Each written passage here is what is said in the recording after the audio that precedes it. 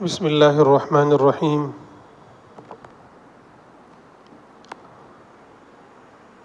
الحمد للہ نحمده ونستعینه ونستغفره ونؤمن به ونتوکل علیہ ونعوذ باللہ من شرور انفسنا ومن سیئات اعمالنا من يهده اللہ فلا مضل له ومن يضلله فلا هادی له وأشهد أن لا إله إلا الله وحده لا شريك له وأشهد أن سيدنا ومولانا محمدا عبده ورسوله أما بعد قال الله تبارك وتعالى أعوذ بالله من الشيطان الرجيم بسم الله الرحمن الرحيم كنتم خير أمة أخرجت للناس تأمرون بالمعروف وتنهون عن المنكر وتؤمنون بالله صدق اللہ العظیم۔ محترم بھائیوں اور بزرگوں، ہم لوگ پچھلے 2 ہفتوں سے فلسطین اور بنی اسرائیل کی تاریخ پر بات کر رہے تھے۔ آج جو ہمارا موضوع ہے وہ یہ ہے کہ بنی اسرائیل کی تاریخ اور پھر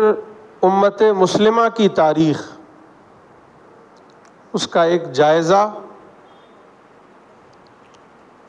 اور بنی اسرائیل کی تاریخ سے ان کے عروج و زوال سے ہمیں اپنی تاریخ میں یا ہمارے اپنے احوال کے لیے، اپنے حالات کے لیے کیا نصیحت اور عبرت ملتی ہے کہ آخر اللہ تبارک و تعالیٰ نے قرآن مجید میں بنی اسرائیل کا تذکرہ اس کثرت سے کیوں فرمایا ہے؟ یہ غور کرنے کی بات ہے۔ پہلی بات جو اصولی طور پر سمجھنے کی ہے وہ یہ ہے کہ پوری تاریخ انسانی میں امت مسلمہ سے پہلے اگر کوئی امت ایمان والی امت گزری ہے، مسلم امت گزری ہے، یعنی بحیثیت پوری امت، تو وہ ایک بنی اسرائیل کی امت ہے۔ اس کے علاوہ جتنے بھی انبیاء اکرام علیہم السلام کی تاریخ ملتی ہے یا قرآن مجید ان کے بارے میں جو کچھ بیان کرتا ہے، اس سے یہی ظاہر ہوتا ہے کہ پوری امت کسی نبی کو دستیاب نہیں ہوئی سوائے بنی اسرائیل کے۔ چند لوگ ایمان لاتے یا ایمان نہ لاتے، لیکن امت مسلمہ سے پہلے ایک پوری امت اگر کوئی گزری ہے جو ایمان والی تھی، اللہ اور اس کے پیغمبروں کو ماننے والی تھی، توحید و رسالت و آخرت پر ایمان لانے والی تھی، تو وہ یہی ایک امت تھی، یعنی امت بنی اسرائیل۔ اس کی طویل تاریخ پر ہم لوگ گفتگو کر چکے ہیں۔ مختصراً ان کی تاریخ کے گویا 4 دور ہمارے سامنے آتے ہیں۔ پہلا دور ہے عروج کا دور، ان کی سرخروئی کا دور، سربلندی کا دور، جب اللہ تعالیٰ نے انہیں بہت نوازا، دنیا و آخرت کی تمام نعمتوں سے انہیں نوازا۔ وہ دور ہے حضرت موسیٰ علیہ السلام سے لے کر حضرت سلیمان علیہ السلام تک، جو تقریباً 350-400 سال تک مشتمل ہے۔ اللہ تعالیٰ نے انہیں فرعون سے نجات دی، اللہ تعالیٰ نے ان کے لیے من و سلوہ کا نزول فرمایا، ان کے لیے 12 چشمے جاری فرمائے، انہیں تورات عطا فرمائی، انہیں وادی تیہ میں اور پتہ نہیں کون کون سی نعمتوں سے نوازا، پھر انہیں بنی اسرائیل کے لیے پورا فلسطین ان کے قدموں پر لا کے دے دیا، گویا فتح فرما دیا۔ پھر ایک بڑی سلطنت کا قیام ہوا، بڑے بڑے بادشاہ ان کے درمیان گزرے، جن میں سب سے بڑا نام حضرت داؤد اور حضرت سلیمان کا ہے، جن کی سلطنت کا پوری دنیا میں شہرہ ہے اور آج بھی تاریخ اس کی گواہ ہے۔ پھر حضرت سلیمان علیہ السلام کے بعد ان کی جو حکومت تھی وہ دو حصوں میں بٹ گئی، یعنی ان کے درمیان آپس میں اختلاف پیدا ہوا، اور جب اختلاف پیدا ہوا تو پھر دوسری قومیں ان پر مسلط ہونی شروع ہو گئی۔ دھیرے دھیرے ایمانی، عملی، اخلاقی، سیاسی، سماجی، تعلیمی، ہر لحاظ سے ان کے اندر انحطاط آنا شروع ہوا، اور پھر نتیجہ وہ آیا جس کو قرآن مجید نے بہت واضح طور پر فرمایا ہے، فَإِذَا جَاءَ وَعْدُ أُولَاهُمَا بَعَثْنَا عَلَيْكُمْ عِبَادًا لَنَا أُولِي بَأْسٍ شَدِيدٍ، جس کا ہم تفصیل سے تذکرہ کر چکے ہیں کہ اللہ تعالیٰ نے ان پر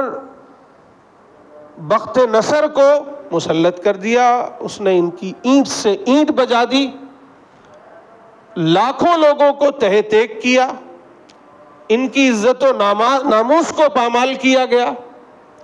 بیت المقدس کی حرمت کو پامال کیا گیا،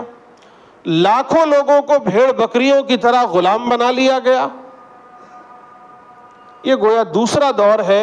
جو دور زوال ہے، دور انحطاط ہے۔ پھر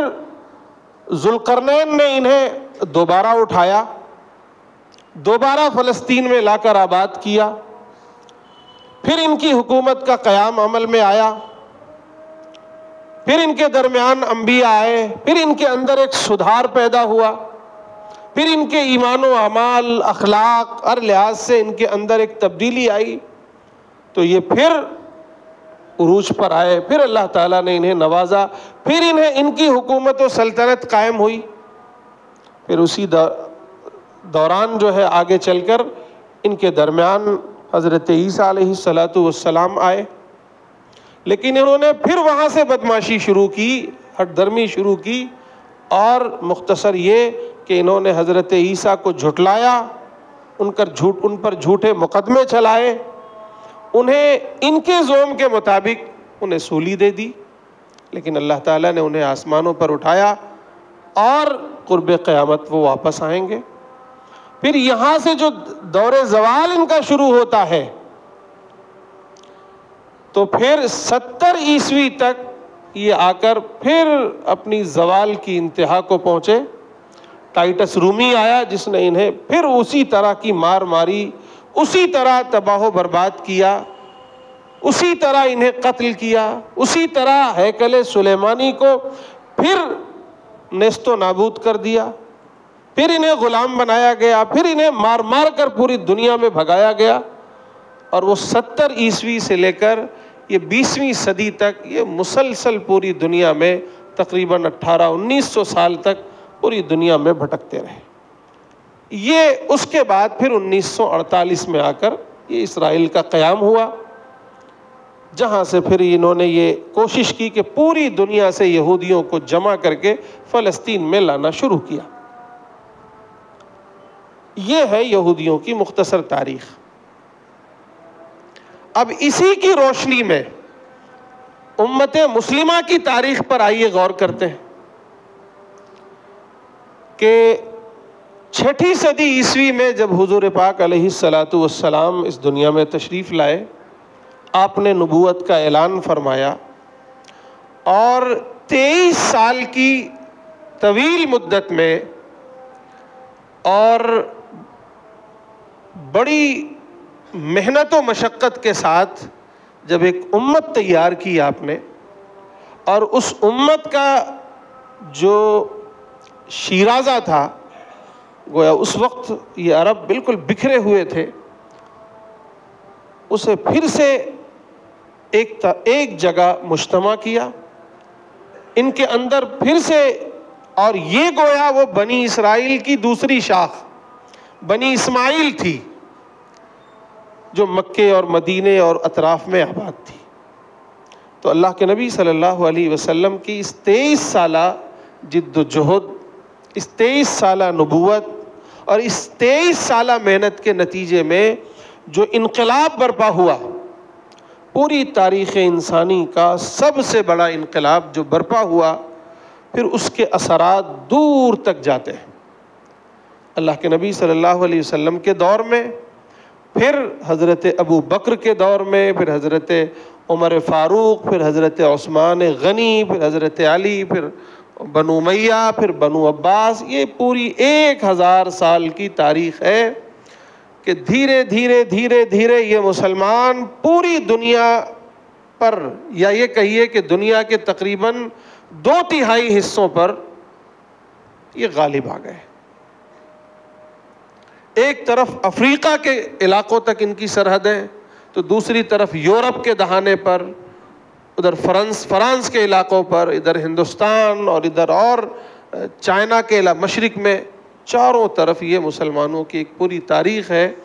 جو فتح کی تاریخ ہے، اللہ کی نصرت کی تاریخ ہے، مسلمانوں کے عروج کی تاریخ ہے، مسلمانوں کی سربلندی کی تاریخ ہے، مسلمانوں کے غلبے کی تاریخ ہے، تقریباً 1000 سال۔ اب آپ دیکھیے کہ بنی اسرائیل کے بارے میں قرآن مجید میں اللہ تعالیٰ نے یہ کہا تھا کہ یا بنی اسرائیل اذکروا نعمتی التی انعمت علیکم وانی فضلتکم علی العالمین، کہ اے بنی اسرائیلیوں میری اس نعمت کو یاد کرو جو میں نے تم پر کی ہے۔ وہ نعمت کیا ہے؟ وانی فضلتکم علی العالمین، کہ ہم نے تمہیں پوری تاریخ انسانی میں، غور کریے آپ، علی العالمین، تمام جہانوں پر ہم نے تمہیں فضیلت دے رکھی، تمام جہانوں پر۔ یہ بنی اسرائیل کے لیے اللہ تعالیٰ نے یہ بات فرمائی تھی، اور ایک جگہ یوں فرمایا تھا کہ وَآتَاكُمْ مَا لَمْ يُؤْتِ أَحَدًا مِّنَ الْعَالَمِينَ۔ لیکن وہ تاریخ پر آپ غور کیجئے کہ جب ان کے اندر زوال آیا، ان کا ایمان، ان کا عمل، ان کے اندر کا آپسی اختلاف آگے بڑھا، ان کی اخلاقی پستی سامنے آئی، انہوں نے جو ذمہ داری اللہ تعالیٰ نے ان کے کاندھوں پر ڈالی تھی، جب اس سے روگردانی کی انہوں نے، گویا انہیں اللہ تعالیٰ نے جو منصب امامت پر فائز فرمایا تھا، پوری دنیا کی قوموں کی جسے امام بنایا گیا تھا، جب انہوں نے روگردانی کی تو اللہ تعالیٰ نے، یہ پوری تاریخ گواہ ہے ان کی 2500 سالہ تاریخ، کہ اللہ تعالیٰ نے انہیں کس کس طرح ان پر عذاب کے کوڑے برسائے۔ اب آئیے دوسری طرف، امت مسلمہ کو اللہ تعالیٰ نے جہاں بنی اسرائیل کو یہ کہا کہ ہم نے تمہیں تمام جہانوں پر فضیلت دے رکھی ہے، وہیں امت مسلمہ سے یہ فرمایا کنتم خیر امت اخرجت للناس، کہ ہم نے تمہیں تمام انسانوں پر، تمام امتوں پر فضیلت دے رکھی ہے، تم سب سے بہترین امت ہو۔ وَكَذَلِكَ جَعَلْنَاكُمْ أُمَّةً وَسَطًا لِتَكُونُوا شُهَدَاءَ عَلَى النَّاسِ، اور اسی طرح ہم نے تمہیں سب سے بہترین امت بنایا ہے، سب سے معتدل امت بنایا ہے، اور تمہیں پوری دنیا انسانیت پر گواہ بنایا ہے، لِتَكُونُوا شُهَدَاءَ عَلَى النَّاسِ، وہی فضیلت۔ اور پھر جب اللہ کے نبی صلی اللہ علیہ وسلم کی دعوت اور آپ کی محنت اور آپ کے انقلاب کے نتیجے میں یہ امت تیار ہوئی، اور اس امت نے ایمان کے ساتھ، عمل صالح کے ساتھ، دعوت کے ساتھ، اور پوری دنیا میں اسلام کے علم کو لے کر جب اٹھی ہے، پوری دنیا میں اسلام کے عدل و انصاف کے قیام کے لیے اٹھی ہے، تو پھر اللہ تعالیٰ نے انہیں پوری دنیا میں، بلکہ دنیا کے اکثر حصوں پر اسے غلبہ عطا فرمایا، اور یہ غلبہ تقریباً 1000 سال تک قائم رہا۔ 1000 سال تک۔ پھر اس کے بعد اس صلیبیوں کا دور شروع ہوا، اور تقریباً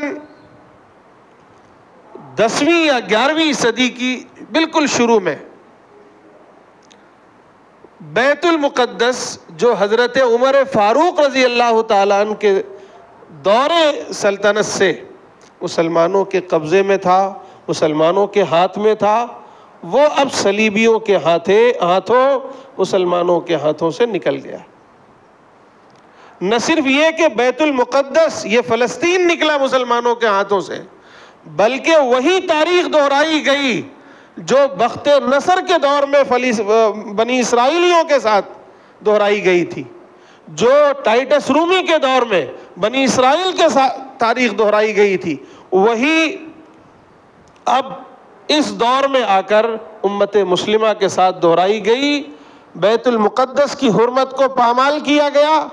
لاکھوں مسلمانوں کو قتل کیا گیا، اور ایسی بے دردی کے ساتھ قتل کیا گیا کہ انگریز مورخین جب لکھتے ہیں تو وہ بھی کانپ جاتے ہیں بہت بری طرح۔ اور اس کے بعد تقریباً پھر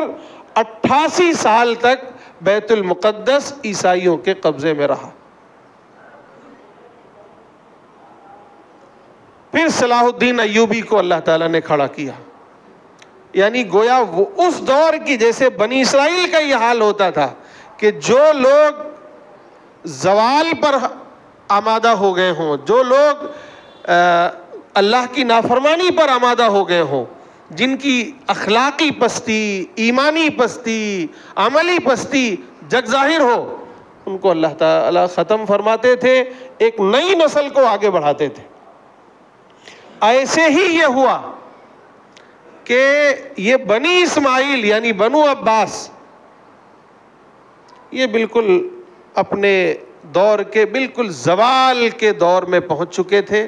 انتہائی پستی کی حالت میں پہنچ چکے تھے۔ پہلا گویا عذاب کا کوڑا تو یہ صلیبیوں کے ہاتھوں بیت المقدس میں ان پر پڑا، اور پھر دوسری مرتبہ ابھی صلاح الدین ایوبی کے آنے کے درمیان ہی تقریباً 13ویں صدی میں 1258 کا واقعہ ہے کہ یہ منگول قومیں اٹھیں،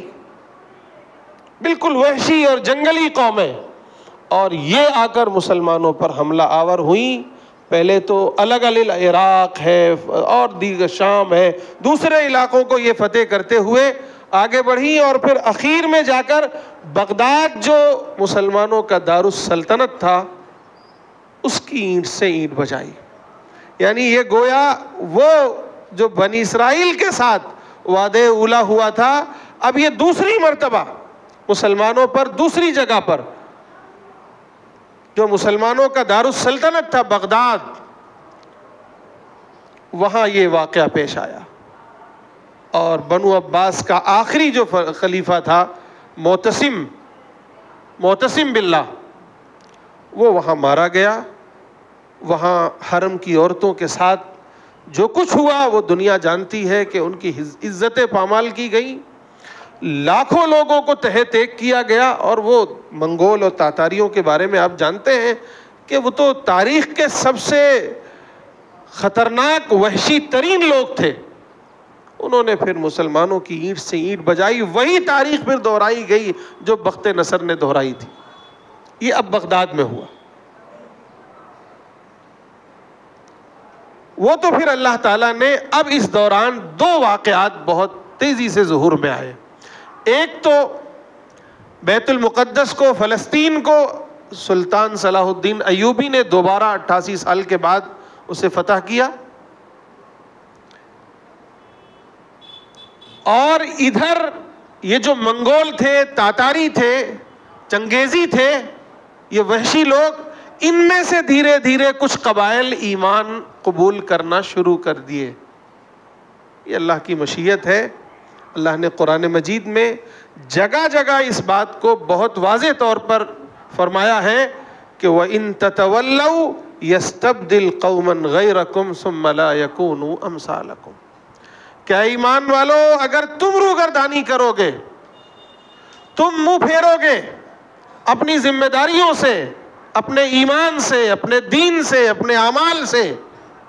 اور جو ذمہ داری ہم نے دی ہے تمہیں پوری دنیا میں انصاف قائم کرنے کی، پوری دنیا میں امن قائم کرنے کی، پوری دنیا میں اسلام کا بول بالا کرنے کی، پوری دنیا انسانیت کو جہنم سے بچانے کی، پوری دنیا انسانیت تک اسلام کے تبلیغ کی جو ذمہ داری عائد کی ہے، اگر تم اس سے روگردانی کرو گے تو ہم تمہارے محتاج نہیں ہیں، ہم کسی اور کو کھڑا کریں گے۔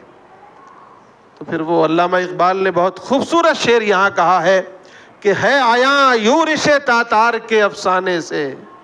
ہے آیا یورش تاتار کے افسانے سے، پاسباں مل گئے کعبے کو صنم خانے سے، پاسباں مل گئے کعبے کو صنم خانے سے۔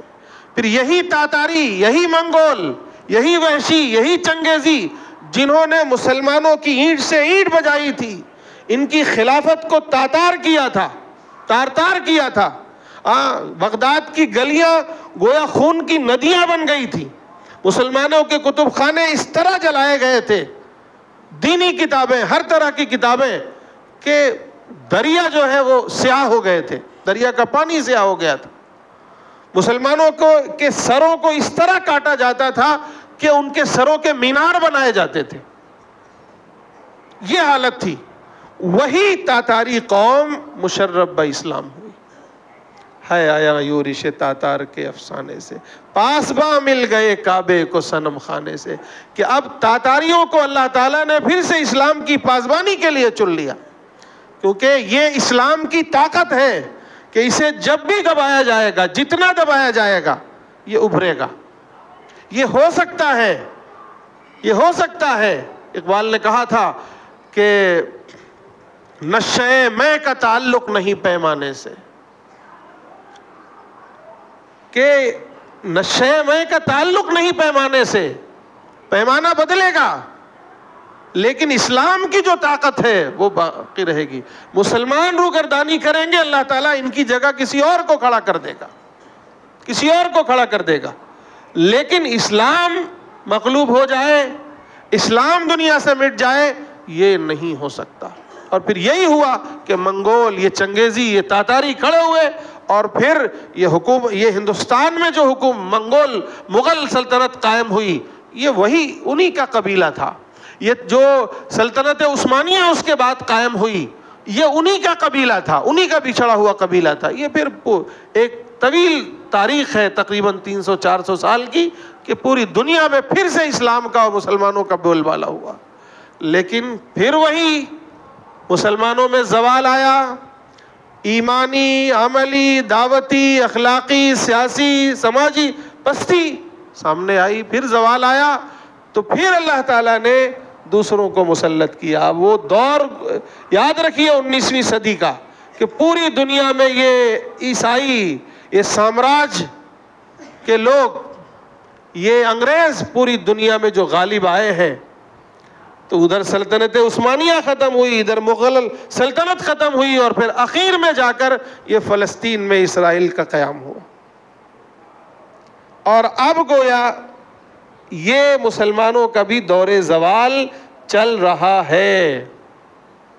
بنی اسرائیل کو بھی اللہ تعالیٰ نے مخاطب فرما کے کہا تھا، اور ہمیں بھی یہ خطاب ہے کہ عَسَىٰ رَبُّكُمْ أَن يَرْحَمَكُمْ وَإِنْ عُدْتُمْ عُدْنَا، کہ اب یہ تیسرا موقع ان کے لیے بھی ہے اور تمہارے لیے بھی ہے، کہ امید ہے اللہ تعالیٰ سے کہ اللہ تعالیٰ تم پر رحم فرمائے، لیکن اللہ کا قانون یہ ہے کہ اپنے ایمان کو مضبوط کرو، آپس میں متحد ہو جاؤ، اپنے اعمال کو درست کرو، اپنے اندر قوت پیدا کرو، اپنے اندر ایمانی جذبہ پیدا کرو، اپنے اخلاق درست کرو، اپنے سماجی ڈھانچے کو درست کرو، اپنے اندر اتفاق و اتحاد پیدا کرو، اور جو اللہ تعالیٰ نے تمہیں ذمہ داری دی ہے کہ اے امت مسلمہ کے لوگوں، پوری دنیا میں امن کے قیام کی ذمہ داری تمہاری ہے، پوری دنیا میں عدل و انصاف کے قیام کی ذمہ داری تمہاری ہے، پوری دنیا میں اسلام کے غلبے کی ذمہ داری تمہاری ہے، پوری دنیا میں اللہ کے نام کی سربلندی کی ذمہ داری تمہاری ہے، گھر گھر تک اسلام کی دعوت کو پہنچانے کی ذمہ داری تمہاری ہے، یہ ہماری اور آپ کی ہے. اگر کریں گے تو اللہ تعالیٰ کہہ رہے ہیں عسیٰ ربکم ان یرحمکم، کہ امید ہے کہ اللہ تعالیٰ اب تم پر پھر سے رحم فرمائیں اور تمہاری نشأت ثانیہ ہو، پھر تم اٹھ کھڑے ہو اور پوری دنیا میں پھر تم غالب آ جاؤ. لیکن اگر ایسا نہیں کرو گے وَإِنْ عُدْتُمْ عُدْنَا، اللہ تعالیٰ کا وعدہ ہے پھر اگر اپنی پچھلی روش پر